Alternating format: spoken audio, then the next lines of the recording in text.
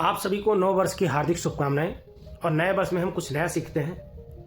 विकसित भारत शिक्षा अधिष्ठान 2025 क्या है? यह भारत में उच्च शिक्षा के लिए एक एकीकृत नियामक ढांचा तैयार करने हेतु प्रस्तावित एक नया कानून है, जिसे संविधान की संघ सूची की प्रविष्टि 66 के अंतर्गत तैयार किया गया है। इसका मूल उद्देश्य प्रभावी समन्वय और मानकों के निर्धारण के माध्यम से उच्च शिक्षा संस्थानों को उत्कृष्टता प्राप्त करने के लिए सशक्त बनाना है। यदि विधेयक की आवश्यकता देखें तो NEP 2020 के अनुरूप उच्च शिक्षा के लिए नियामक ढांचे का सुधार करना, जिसमें अधिकार क्षेत्रों में आपसी अतिव्यापन को समाप्त करना, नियमों का सरलीकरण और अनुपालन भार में कमी लाना, ताकि संस्थान अकादमिक उत्कृष्टता पर अधिक ध्यान दे सके। अब हम समझते हैं कि प्रस्तावित प्रमुख परिवर्तन क्या है। सबसे पहला देखें तो एक नए सर्वोच्च निकाय की स्थापना। विकसित भारत शिक्षा अधिष्ठान को सर्वोपरि प्राधिकरण के रूप में स्थापित किया जाएगा।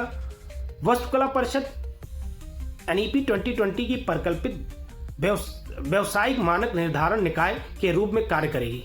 इसके अलावा 3 विशेष परिषदों का गठन किया जाएगा। नंबर 1 विकसित भारत शिक्षा विनियमन परिषद, दूसरा विकसित भारत शिक्षा गुणवत्ता परिषद, तीसरा विकसित भारत शिक्षा मानक परिषद। जो विकसित भारत शिक्षा विनियमन परिषद है वो मानकों के समन्वय और रखरखाव के लिए नियामक परिषद होगा।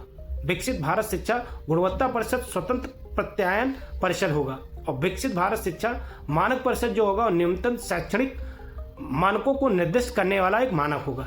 इसके अलावा मौजूदा निकायों का प्रतिस्थापन विधेयक विश्वविद्यालय अनुदान आयोग UGC 1956, अखिल भारतीय तकनीकी शिक्षा परिषद AICTE 1987 और राष्ट्रीय शिक्षक शिक्षा परिषद NCTE 1993 को नियंत्रित करने वाले अधिनियमों को निरस्त करने का प्रस्ताव किया गया है।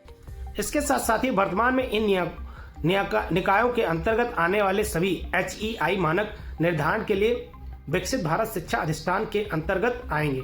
धन्यवाद।